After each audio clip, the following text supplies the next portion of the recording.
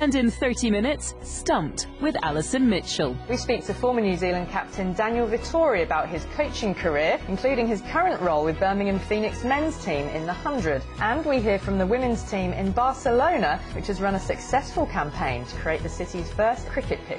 Next, Global Questions, here on the BBC World Service, the world's radio station.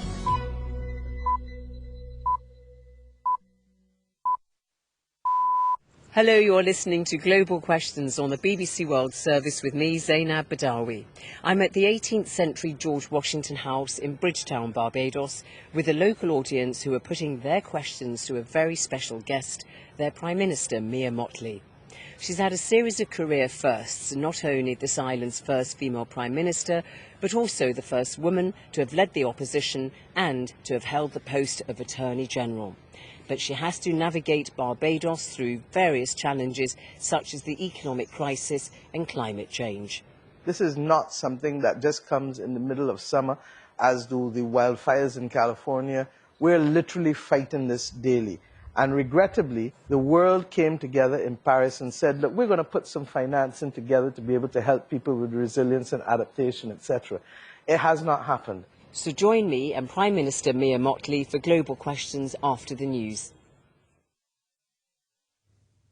Hello, this is Danielle Jałowiecka with the BBC News. Family members of the victims of the September the 11th attacks in the United States have written a letter to President Biden calling on him to stay away from next month's memorial events unless he declassifies files about the assaults. Barbara Pletusher reports. The letter was signed by around 1,700 people directly affected by the 9/11 attacks, victims' family members, but also survivors and first responders. They have long sought U.S. government documents related to whether Saudi officials aided or financed any of the al-Qaeda hijackers. Previous U.S. administrations have refused to declassify the files, citing national security concerns. But the letter insisted there was simply no reason to keep the information secret 20 years later. The White House spokeswoman Jen Psaki said Mr. Biden was committed to a campaign pledge to resolve this issue. Nicaragua's electoral authorities have disqualified the country's main opposition party ahead of November's elections. In its order, the Electoral Council said the president of the Citizens Alliance for Liberty Party holds dual US and Nicaraguan citizenship in violation of the law. The disqualification is the latest in a series of recent steps against the opposition. Police in the United States have arrested 2 Burmese citizens accused of plotting to kill or injure Myanmar's ambassador to the United Nations. The U.S. Attorney's Office in New York said the pair planned to hire attackers to force Jaw Mo Tun to step down. Gary O'Donoghue reports from Washington. According to the indictment, the 2 men communicated with an arms dealer in Thailand who has close ties to the military junta in Myanmar. It alleges that $4,000 was transferred to the men in New York so they could hire attackers to assault Kyaw Moe Tun. The charge goes on to suggest that a further $1,000 was sought and paid for the attackers to finish off the ambassador if he didn't agree to step down from his job at the United Nations. If proved, the charges could lead to jail terms of up to 5 years.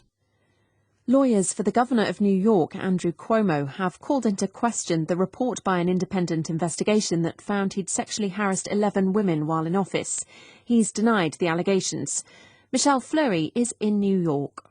In a press conference, lawyers for Andrew Cuomo pushed back against the findings of a report that found he'd sexually harassed multiple women and created a toxic work environment, making it clear that he planned to fight the charges even as calls grow for him to resign. Mr. Cuomo's lawyer, Rita Glavin, criticised the way the investigation was conducted, saying, "We were ambushed."